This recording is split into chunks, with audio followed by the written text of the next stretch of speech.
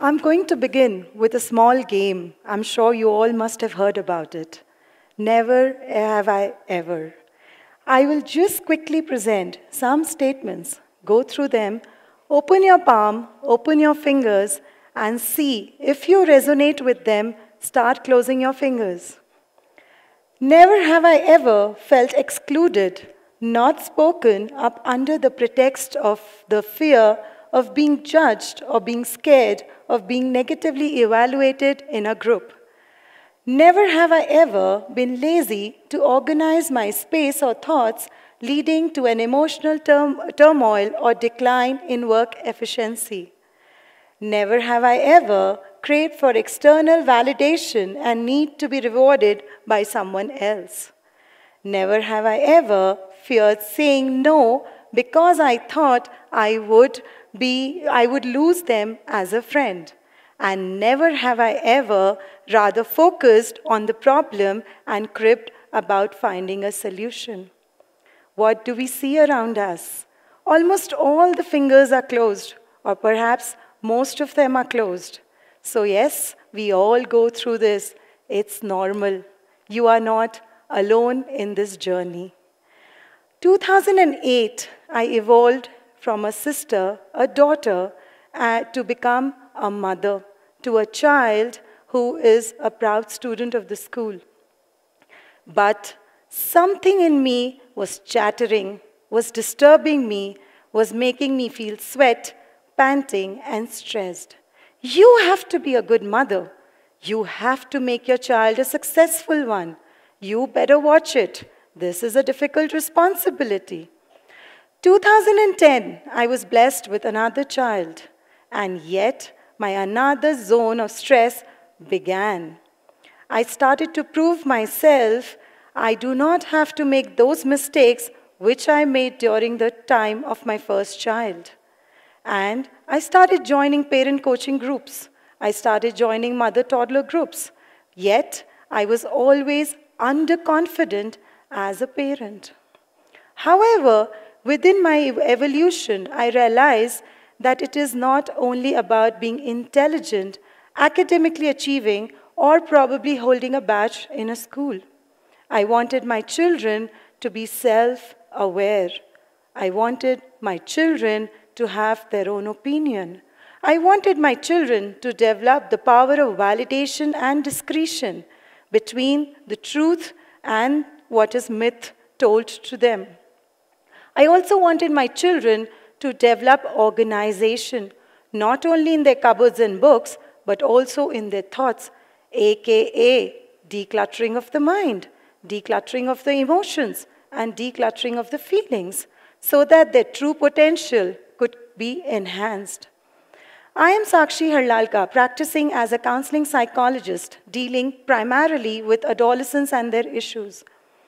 In my practice, I always often come across these students who come to me and tell me, "Ma'am, I'm experiencing fear of being judged, fear of being criticized, fear of being negatively evaluated." Perhaps the major mental block that do not allow them to come up, bloom, and shine, to be always feeling, what if I make a mess of myself? Here, in this entire presentation, I would like to take you through these 5 major topics that form a fist that we all hold together. And trust me, you're not alone in this journey. Let me begin my first, most important one, self-awareness. Let me ask you all a question. Are you all aware of your friends' strengths and weaknesses? Are you all aware of your friends' likes and dislikes?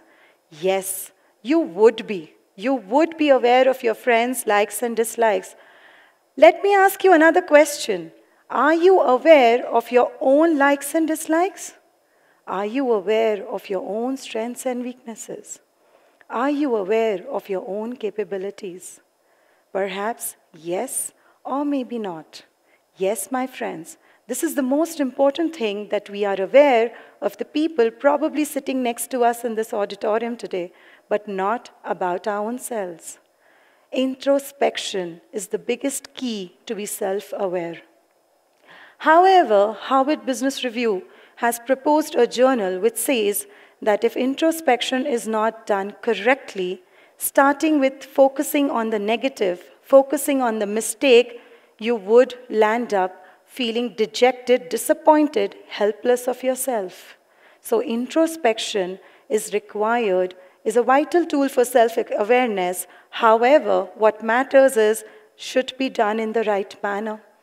Start focusing on the happy moment or your achievement and then move to your disappointment, move to your mistakes. This is how we become self-aware.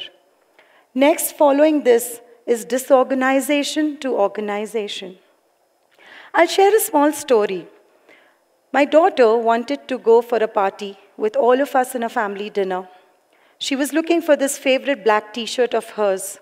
And yes, as every teenage house, she landed up throwing tantrums, ranting around the house. I do not want to go for this party because I cannot find that particular t-shirt that I'm looking for. As usual, father and daughter started the biggest theatrical drama in my house. Sandwiched mother, what could I do? All I was doing is pacifying one, pacifying another.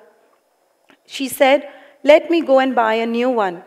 Maybe my helper must have given it for the laundry. Mama, you must have given it to someone else.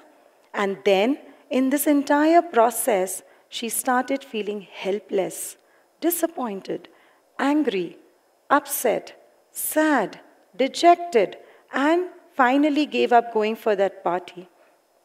In this entire process, I just asked her one thing. Have you organized your cupboard, child? Did you try and organize your shelf?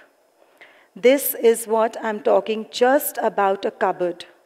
Imagine innumerable thoughts, innumerable feelings, innumerable emotions going through your entire system, causing the chaos, confusion, and dilemma. Imagine one fine day if the internets come down, what would happen to the flights and aircrafts? When you have to take that flight, you don't know which one to go for. You get up and go to the classroom, you don't know which subject to follow. This is what happens when we are disorganized. So, in order to have organization, not only in your cupboards, it is important to have organization even in your thoughts, emotions, and feelings. How do we do that? How do we all arrange our books? How do we arrange our laptops? How do we arrange our work? Compartmentalize, categorize. Yes, my friends, that is the idea of how to come from disorganization to organization. We need to compartmentalize, we need to categorize unhelpful thoughts from helpful thoughts, achievable thoughts, non-achievable thoughts, workable emotions, non-workable emotions, kind emotions, unkind emotions, useful, less useful. And that is where we start becoming organized in our thoughts and emotions. Going forward, I would like to share another problem which I am addressing nowadays with many adolescents and teenagers, the power of validation and discretion. I'll share another small story. One of the patient of mine suffering from mild to moderate anxiety, beautiful looking girl, intelligent, smart, she always used to fear judgment and negative evaluation. She used to always feel that I will be criticized.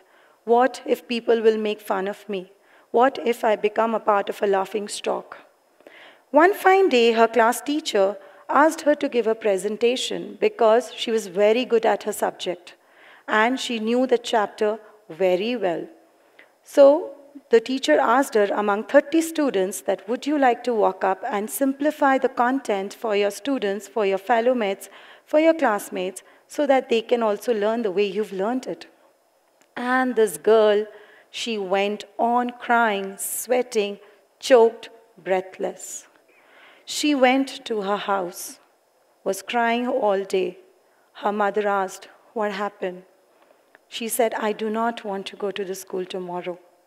And believe you me, she has been an ardent school attendance that she has been maintaining.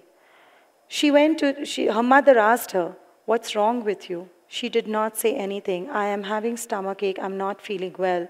I would not like to attend the school. The mother got really scared, worried about her. With further probing, she asked the child, "What has happened with you?" She said, "Mama, I have been called on the stage to present a chapter to my classmates." And her mother was in an awe. She was in a surprise. She was so happy for her child that finally she's getting to face her fears. But this child was not ready, would not budge. And finally, what happened is that her mother asked her, "Please focus on what your teacher saw in you, that she chose you from the 30 students to go up and walk on the stage and present the content. What is the worst that can happen? The worst is you would stumble, you will fumble, you will sweat, you will forget the content. That is the worst that can happen. Nothing more than that." She somehow gathered her courage, walked up to the stage next day, and started giving her presentation. As the presentation started moving, she started loosening up, and she could see the gleam in the eyes of her friends. She could really see that they were really surprised and were very happy and appreciative of who she was. Yes, my friends, when we start controlling the fear, we start controlling the negative evaluation, we do not judge ourselves, nobody has the power to judge us. Only when we judge ourselves do the people see us. Next is becoming solution-focused from problem-focused. This is the most important thing that we all need to focus on. Humans are very, very intelligent minds who try to always focus on solution. When we wanted to cook food, fire was created. When we wanted to transport from one place to another, we created bullock cart to airplanes. And that's how we've been solving our problems day in and day out. And this is what is called focusing on solution rather than the problem. In my therapeutic practice, we were trained for a technique called SFBT, Solution Focused Therapy, where my trainer asked me to first accept the problem. Accept the problem the way it is. Accept the problem without any judgments. Accept the problem at the face value. Once you have accepted the problem, try to see the perspective that you hold about that problem.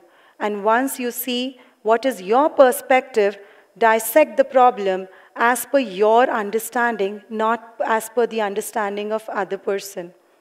And there you are feeling that yes, you are controlling the problem. And this is what is called finding the solution to every problem, because problem is a part of our lives. I would also like to mention here about the power of forming your own opinion, power of validation and discretion. When you see validation and discretion, I will quickly share a small story. I was also a part of a boarding school where, you see, we were all curious children. We were children who used to always feel that we have to follow the flock, especially in the boarding houses. We used to always feel this, that I should always listen to my friends. If I don't do that, I will be cornered. I will be considered as an abnormal person. And in this entire process, I also started becoming the victim of the conflicts and the confrontations that were happening in the campus. And I started taking what people were trying to tell me. And gradually, I started doubting my own self, my own capabilities, my own understanding, my own strength, my own weaknesses. And here, I lost my personality in this process. That is why, over the process, I realized I have to stand up for myself. I have to start validating each information given to me. I have to start discerning. And that is where my curious mind started working. A curious mind is a very important mind, because unless a child is not answered properly and the answer doesn't fit the question, a child does not take peace to his heart. And that is where it is important to validate and discern. The most important characteristic of validation and discernment is to say no. It's okay to say no. It's okay to say no to your friends. It's okay to say no sometimes to your teachers. It's okay to say no to your family members, especially when you have your own opinion and you need to present that opinion. Saying no gives you the power to control. Saying no gives you the power to discern, to separate and distill the truth from the myth. So, my friends, today all of us must have presented so many beautiful speeches to you, given you so many insights. I want all of you to take one insight from each speech which all the distinct experienced speakers have given to you. Churn it, process it, use it, master it, and then go to another one. Because if you are self-aware, if you form your own opinion, and if you are going to overcome the fear of judgment and negative evaluation, you have the solution to every problem and you have the power to validate and discern. Thank you very much.